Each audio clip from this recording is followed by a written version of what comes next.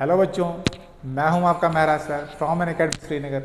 तो बच्चों, आज मैंने आपके लिए एक प्रॉब्लम चूज़ की है, जैसे कि आपको दिख रहा होगा PRMO 2015। अब ये PRMO क्या होता है? आप बोलोगे सर PRMO क्या क्या है? PRMO का मतलब प्री रीजनल मैथ्स ओलंपियाड, जिसको हम आज के टाइम पर IOQM भी बोलते हैं, ठीक है। और जो ये प्रॉब्लम मैंने चूज की है, ये मैंने की है problem choose from the chapter number 2 of class 10 polynomials, ठीक है। तो चलिए विदाउट वेस्टिंग योर टाइम इस प्रॉब्लम का डिस्कशन स्टार्ट करते हैं, ठीक है। अब देखिए क्या है आपका question. Let Px be a non zero polynomial with integer coefficients if Pn is divisible by n for each n positive integer n, then what is the value of zero, ठीक है। तो क्या दिया गया है? तो सबसे पहले बेटा अगर आप देखोगे आपके पास एक पॉलिनोमियल दी गई है, ठीक है, नॉन जीरो पॉलिनोमियल। तो चलिए एक नॉन जीरो पॉलिनोमियल लीजिए। तो पॉलिनोमियल कैसी होती है दिखने में? आप तो जानते हो पॉलिनोमियल ये होता है, that is a0 plus a1x plus a2x square plus a3x cube plus so on plus am x raise power है। तो सपोज ये आप मान लीजिए आपके पास एक नॉन जीरो पॉलिनोमियल है जिसकी डिग्री क्या है? जिसकी डिग्री n है, ओके, जिसकी डिग्री बेटा आपको n है, ठीक है। तो दिस इंप्लाइज, जरा मुझे बोलो P ऑफ n किसके बराबर होगा? What will be Pn? क्योंकि आपको Pn के साथ काम करना है, क्योंकि आपको बोला गया है Pn is divisible by n for each positive integer है, ओके। तो व्हाट इज Pn?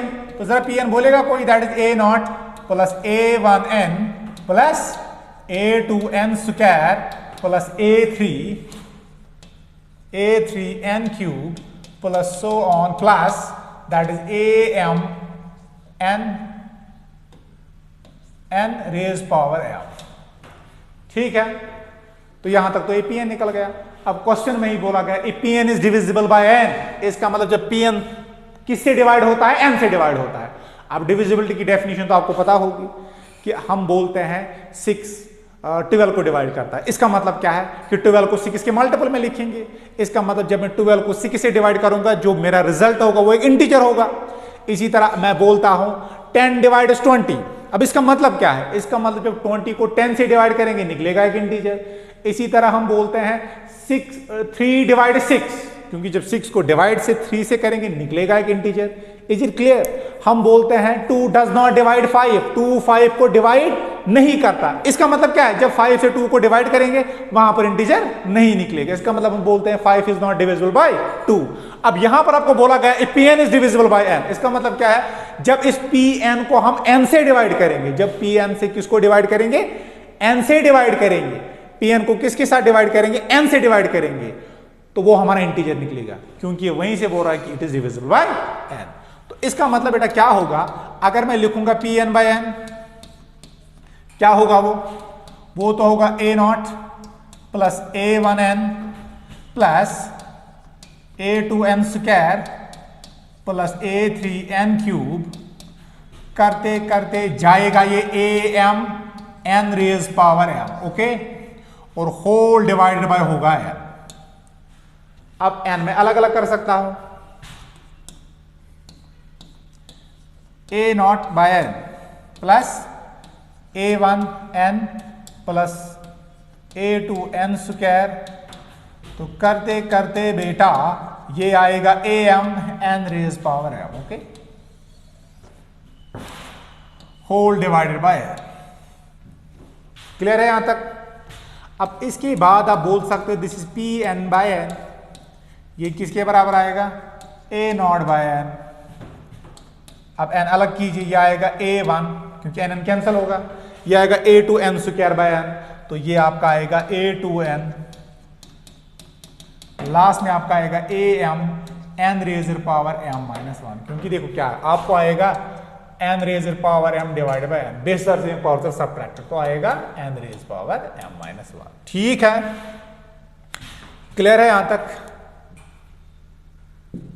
यहां तक क्लियर है? I hope it is clear. अब देखिए बेटे, आपको क्या दिया गया? सी, अब बेटा आप देखिए, आपको वहीं से बोला गया है Pn को डिवाइड करता है n for every positive integer n। इसका मतलब क्या है, जो Pn बाय n होगा ये आपका इंटीजर होगा, वो होगा, बिल्कुल होगा ये इंटीजर, ठीक है। और ये पार्ट यहां से यहां तक तो इंटीजर है ही, क्यों? क्योंकि आपको जो पॉलिनोमियल दी गई है वो उसके कोएफिशिएंट्स इंटीजर है, इसका मतलब a1, a0, a2, a3 so on am ये सारे इंटीजर्स हैं। अब a1 इंटीजर है, a2 इंटीजर है, n इंटीजर है, आप जानते हो सम ऑफ इंटीजर्स इन इंटीजर, इसका मतलब ये इंटीजर, ये इंटीजर, ये इंटीजर, इनको ऐड करके भी क्या आएगा, इनको ऐड करके भी इंटीजर आता है। अब ये पूरी चीज इंटीजर, ये चीज भी इंटीजर, ये चीज भी इंटीजर, इसका मतलब बेटा ये चीज भी आपकी इंटीजर ही होगी, वो क्लियर है। अगर बेटा ये चीज आपकी इंटीजर है, इसका मतलब क्या है, जैसे मैंने अभी बोला आपको कि a0 बाय n आपकी इंटीजर है, जैसे मैंने बोला 12/6 आपका इंटीजर होता है, 12 डिवाइड बाय 6 आपका क्या होता है, इंटीजर, हम बोलते हैं फिर 6 डिवाइड 12। अगर a0 बाय n इंटीजर है, इसका मतलब मैं बोलूंगा n divide a0 for all n belongs to n। अब कैपिटल N आपका नेचुरल नंबर्स होता है, ठीक है। तो इसका मतलब जो n है ये डिवाइड करेगा किसको, a0 को, एवरी n, वहां से बोला गया for each positive integer n। तो इसका मतलब यहां तक हमें पता चला कि हर कोई पॉजिटिव इंटीजर, हर कोई पॉजिटिव इंटीजर a0 को डिवाइड करता है, a0 को 1 डिवाइड करता है, 2 डिवाइड करता है, 3 डिवाइड करता है, 4 डिवाइड करता है, 5 डिवाइड करता है, 6 डिवाइड करता है।